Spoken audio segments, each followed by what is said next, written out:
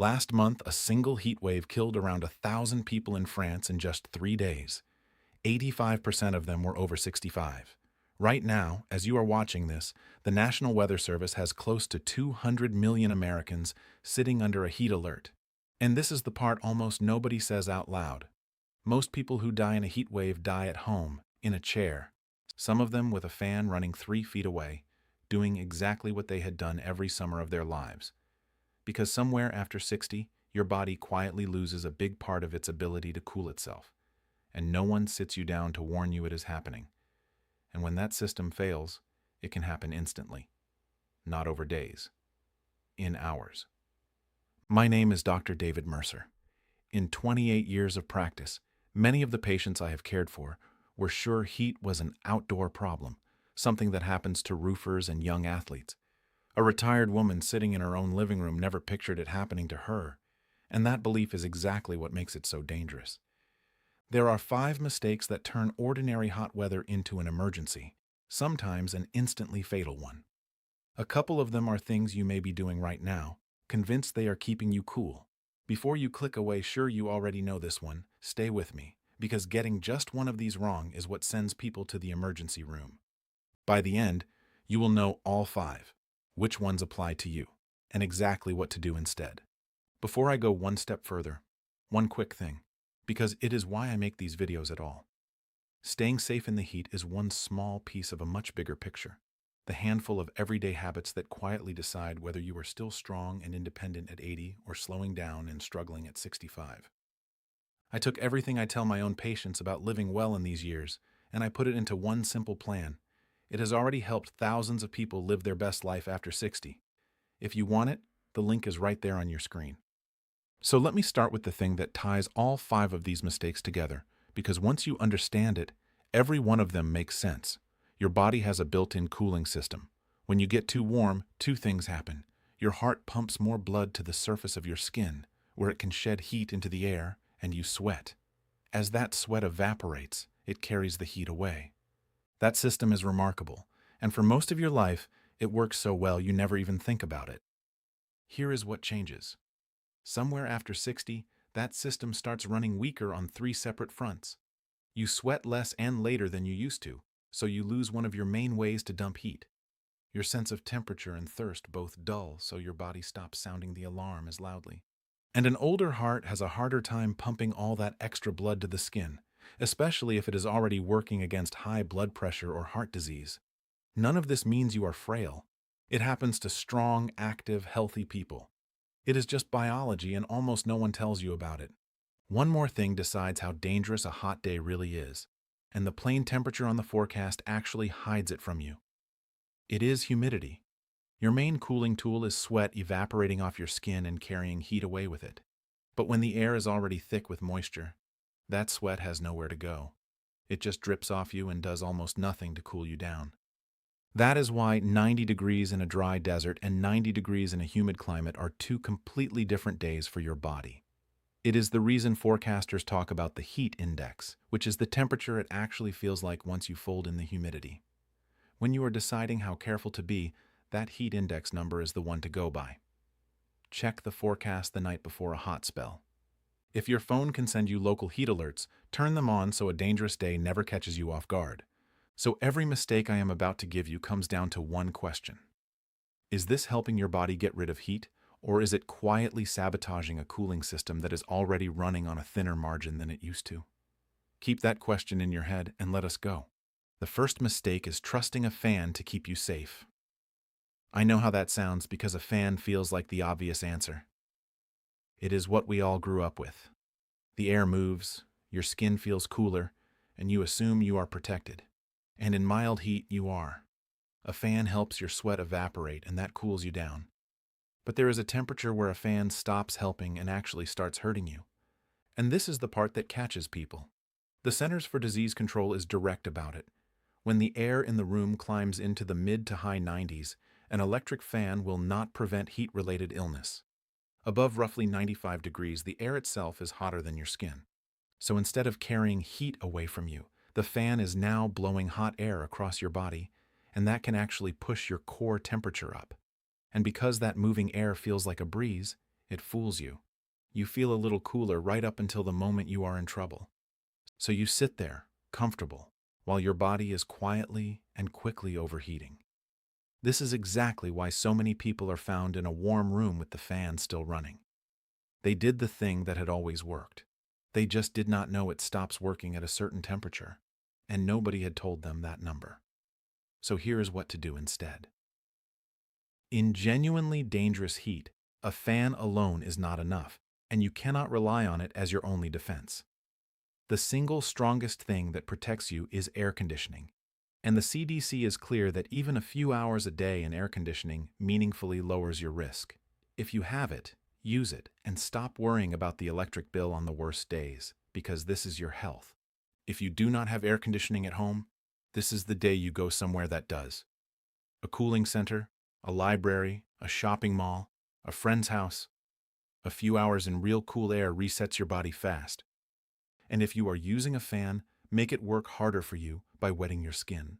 A cool, damp cloth on your neck, a spray bottle, a cool shower gives that fan something to evaporate and actually pull heat away.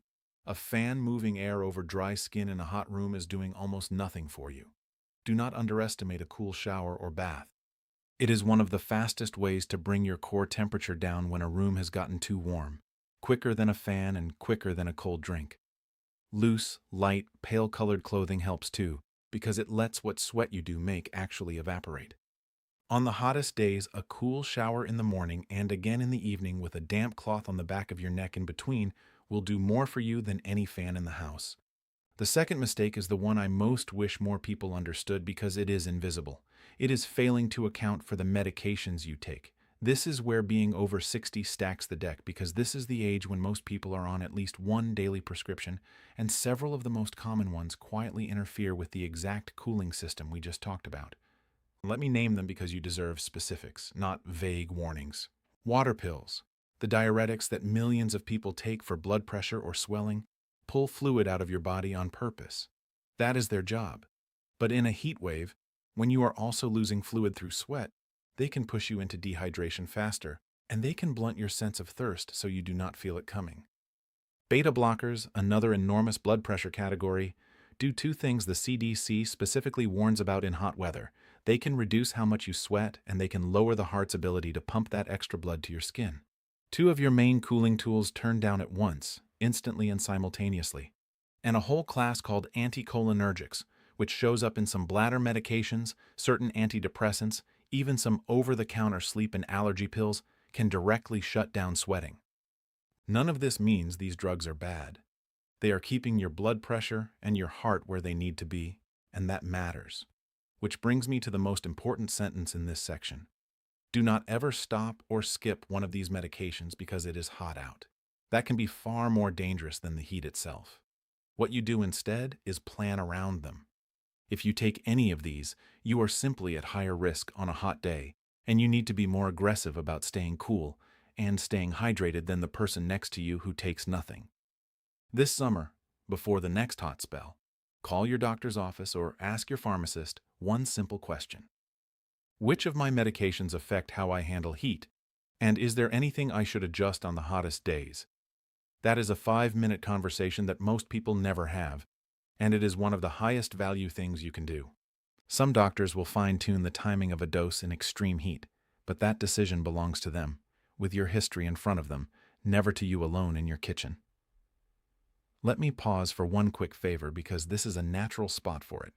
If this is useful to you so far, please subscribe, tap the like button, and leave a comment telling me where you are watching from and how hot it has gotten this week. I read them, and it genuinely shapes what I make next. The third mistake is waiting until you feel thirsty to drink. For most of your life, thirst was a reliable alarm. Your body needed water, thirst told you, you drank, problem solved. But remember what I said about that cooling system dulling with age? Your thirst signal is part of it, and it is one of the first things to fade, and this is well documented. The National Institute on Aging points out that older adults simply feel less thirsty than younger people, even when their bodies are genuinely low on fluid. Add a water pill to that, and add the extra fluid you are sweating out in the heat, and you can slide into real dehydration without your body ever raising its hand to tell you. By the time you actually feel parched on a hot day, you are already behind. And playing catch up in the heat is a losing game that can turn dangerous instantly. Dehydration thickens your blood, drops your blood pressure, strains your heart and your kidneys, and it makes a dizzy spell or a fall much more likely. So you cannot use thirst as your guide anymore. You have to drink on a schedule, whether you feel like it or not. On a hot day, keep a glass or a bottle of water within arm's reach and sip from it steadily through the whole day, not in a few big gulps. A rough target for most people is a glass of water every hour or so during a hot day, and more than that if you are active or sweating, unless your doctor has told you to limit your fluids. A simple way to check whether it is working is to look in the toilet bowl. If your urine is pale, close to the color of light straw, you are doing well. If it is dark and concentrated, you are behind, and you need to catch up. One honest caution, because it connects back to mistake 2. A small number of people, mainly those with advanced heart failure or kidney disease, are told by their doctors to limit their fluids. If that is you, this rule bends, and your doctor's fluid limit wins. For everyone else, steady water through a hot day is one of the simplest things that keeps you out of trouble. And if you are sweating a lot for hours, plain water is not quite enough on its own, because you are also losing salt and minerals. That is the moment for a glass with some electrolytes, or a little juice, or a snack with some salt in it to keep your body's chemistry balanced. And one more thing on fluids, because it trips people up at exactly the wrong moment: a summer cookout or a long, hot afternoon on the porch. Alcohol and a lot of caffeine both pull fluid out of you, so a couple of beers or several cups of coffee in the heat quietly push you the wrong way right when you can least afford it. You do not have to give them up. Just match each one with an extra glass of water and go easy when it is truly dangerous outside. The fourth mistake is the one that fills those grim statistics I opened with. It is trusting your own body to tell you when your home has become dangerous. We touched on why. When the temperature and thirst signals dull, you lose the internal warning that used to keep you safe. And here is the cruel part. On a slow, creeping hot afternoon, your house heats up degree by degree, so gradually that you adjust to it without noticing. You feel warm, maybe a little tired, maybe a bit foggy, and you tell yourself you are fine. Meanwhile, the room around you has climbed past the point where your weakened cooling system can keep up. This is why the majority of heat deaths happen indoors, not out in the sun, and why researchers keep finding the same heartbreaking detail. So many of the people who die had a home that was simply too hot, and in many cases an air conditioner that was switched off or never there at all.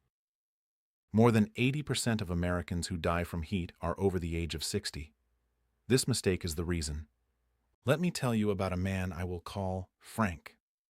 Frank is a composite stitched together from patients I have cared for, but every piece of him is real and common. Frank was 78, lived alone, sharp as a tack, proud of his independence. He took a water pill and a beta blocker for his blood pressure, both of them doing their job. And Frank had grown up without air conditioning and never trusted it. So on hot days he kept it off to save money and cracked a window and ran a fan. He did not feel like he was in danger. He felt warm and a little wiped out, and he figured it was just his age and the weather. What Frank could not feel was that all of it was stacking. The heat, the fan blowing warm air, the water pill drying him out, the beta blocker holding down his sweat and his heart. His body was overheating, and the very alarms that should have screamed at him had been turned down by his age and his medications. He did not call anyone because from the inside he felt fine. So the fix here is to stop trusting the feeling, because the feeling itself is the thing that is broken. Instead, you trust a number and you trust a person. Put a cheap thermometer where you can see it and know your line. When the room you are in is pushing past the mid-80s and climbing, and especially if it is you and it is a hot week, do not tough it out. That is the time to get to cooler air. A few simple moves also keep your home from turning into that trap in the first place. Close the blinds and curtains on the sunny side of the house during the day so you are not letting the sun bake your rooms while you sit in them. Remember that heat rises, so an upstairs bedroom can be several degrees hotter than the ground floor. On a brutal day, sit and sleep in the lowest, coolest room you have. If you have errands, yard work, or a walk you want to take, do it in the early morning or after the sun drops in the evening, and stay out of the direct sun in the middle of the day, roughly 10 in the morning to 4 in the afternoon, when it is at its most punishing. And you set up a buddy system. If you live alone, you arrange for one person, a neighbor, a daughter, a friend from church, to check on you every single day during a heat wave, in person or by phone. And you do the same for someone else. Half the tragedy in these stories is that the person had no idea they were in danger and nobody was looking in. A single daily knock on the door saves lives. It very nearly was not enough for Frank, and I will tell you how his story ends in just a moment, because it connects directly to the fifth and most important mistake of all. The fifth mistake is not knowing the difference between being overheated and being in a genuine emergency, because that difference is the line between a scare and a death, and it comes down to a handful of signs. There are two stages here, and you need to be able to tell them apart instantly. The first is heat exhaustion. This is your body waving a red flag while it can still be saved easily. The signs are heavy sweating, skin that is cool and clammy, muscle cramps, feeling weak, dizzy, or nauseated, a headache, a fast but weak pulse. If you catch it here, the fix is simple and it works. Stop everything. Get into a cool place or the shade. Lie down. Loosen your clothing. Sip cool water and put cool, wet cloths on your skin, especially your neck, your armpits, and your groin, where big blood vessels run close to the surface. Give it a little time and heat exhaustion usually turns around. But if it is missed, it can tip over into the second stage, and the second stage is heat stroke, which is a true call 911 right now medical emergency. According to the CDC, heat stroke is when your core temperature climbs to around 104 degrees or higher and your body's cooling has completely failed. Here are the signs that must scare you instantly into action: confusion, slurred speech, or a person just not acting right, not making sense. Skin that has often gone hot and dry because the sweating has shut down. A pounding, rapid pulse. A throbbing headache. Fainting or loss of consciousness. That confusion, that change in how a person is thinking and behaving, is the single most important warning sign, and it is the one families brush off as tiredness or old age. Do not brush it off. At 104 degrees and rising, the body starts to cook its own organs, the brain included, and every single minute counts. If you ever see those signs in yourself or in someone else, call 911 immediately. While you wait, get the person into cool air. Get them into a cool shower or bath if you can, or put ice packs and cold wet cloths on the neck, the armpits, and the groin, and keep them there. Cooling them fast in those first minutes before the ambulance even arrives is what saves the brain and saves the life. One important caution, because people get this wrong with the best of intentions. If the person is confused, drowsy, or has passed out, do not try to give them water or pour it into their mouth, because in that state they can choke on it, and that turns one emergency into two.